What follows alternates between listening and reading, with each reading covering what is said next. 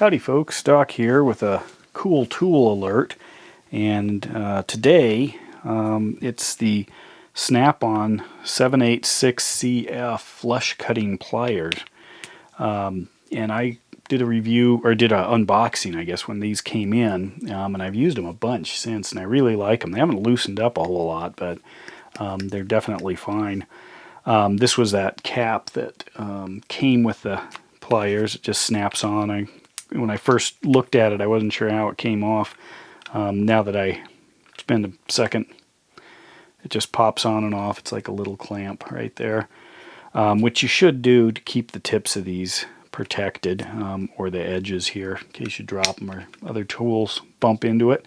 But anyway, why this particular pair of pliers is different than a lot of the others has to do with a couple of things. One is this right here is essentially flush right up to the very edge, whereas if you notice on a lot of pliers, even these Snap-on cutting dikes here, two different versions, there is a pretty good depression before you engage the cutting knives, and that depression there constitutes, say if I'm coming up and trying to cut a zip tie here with these, when I cut it, you can see it leaves a pretty substantial chunk of sharp plastic.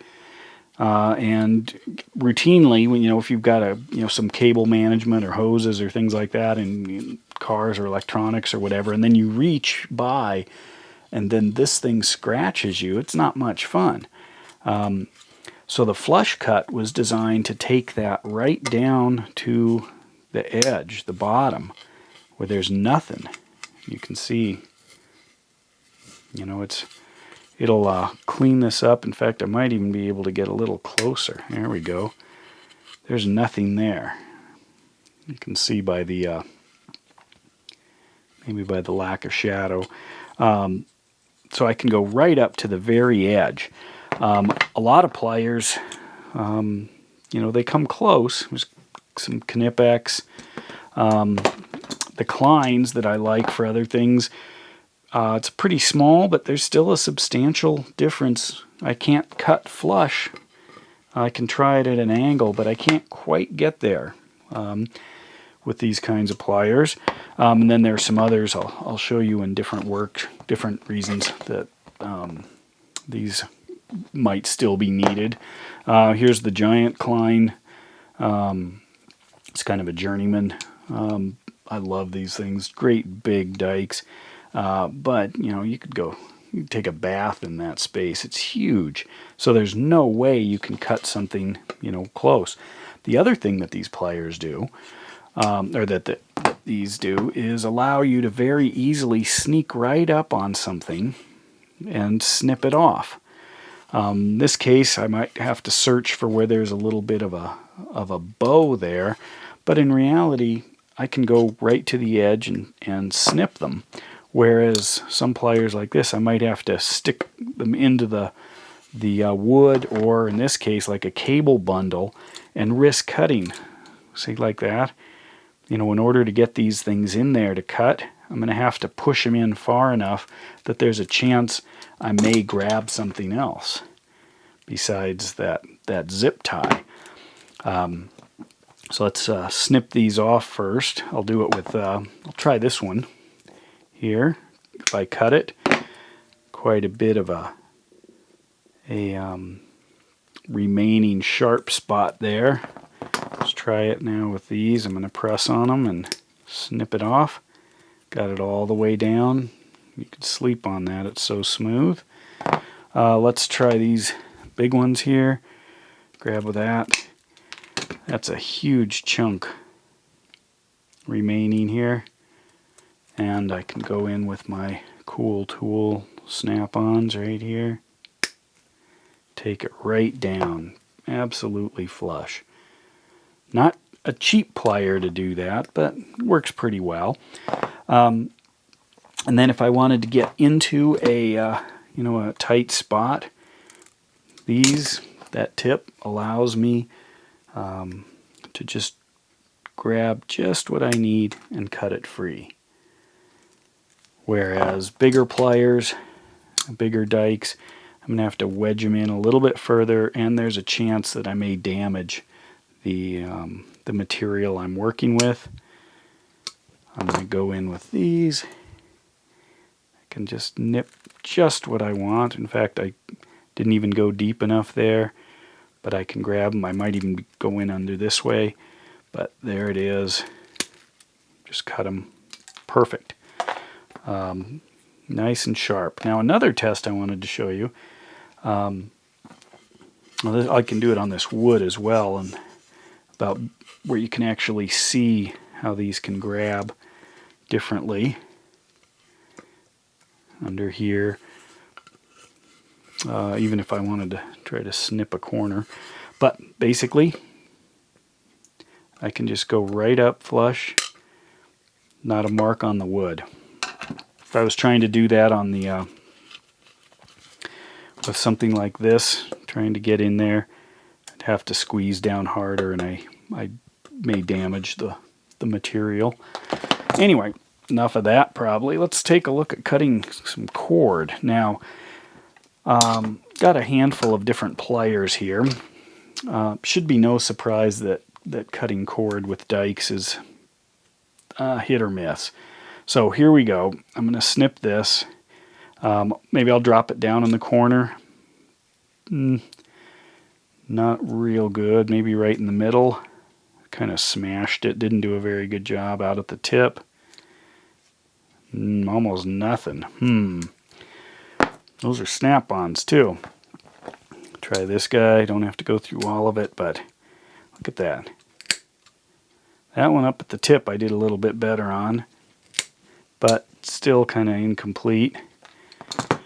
Knipex. Almost. That one not very good there. A little better down near the end. Big Kleins, I don't know, did I do those? Made a lot of noise. That's pretty good. It's not complete. Somewhere. Anyway. Let's try these. These are kind of designed for this kind of cutting. These Kleins right here. You can see as they close, they force everything into a center hole. That's designed so the cutting teeth can actually push from all four sides as it's closing in, rather than smearing it out, which is what you get with this V-shape cut or V-shape closure. Let's try this one. Look at that. Not all the way, even though it's pretty good. Now let's try these Wiss. Those are pretty good pliers, I assume. Germans should know what they're doing. That's not bad. Snap the heck out of that guy. Look at that. Almost. Not quite there. What about these? These HKPs. They seem to have just one job. One crude job. Let's see how they do. Wow. Just like scissors. Very nice. Again, you'd need the job that these excel at to have something dedicated, like this, but I like them. This is a 17, or it says 0690TN as the model number. Pretty aggressive. Look at that. That's not something to mess around with, and then that kind of precision. Nice. And then here are the snap-ons. Now, when I first tried it, I dropped the cord to the bottom and oh no, that's not good. I thought it would have lopped it off. It didn't. That doesn't make sense. However, if I move up just above the bottom, look at that. Oh, a little off there. Let me get some more out. Move up from the bottom. Pow. Pow. Pow. Beautiful. If I go way out to the tip, what happens? Whoops. Nope, I didn't even cut it all the way. close. Right there, just a little down. You can see how good those are machined. In fact, that fires it off a little better than these. But you can see how it compares to a lot of the others. They cut things that are a little bit bigger without much trouble. But when it comes to trying to cut, rope, etc., it's incomplete. Not all there. Anyway, so this is my cool tool alert. These little snap-on 786 CFs. I really like them. They were about $72, but if you cut a lot of zip ties or need some precision on your cord cutting or light wires, this is the ticket. So there you have it. Dock out.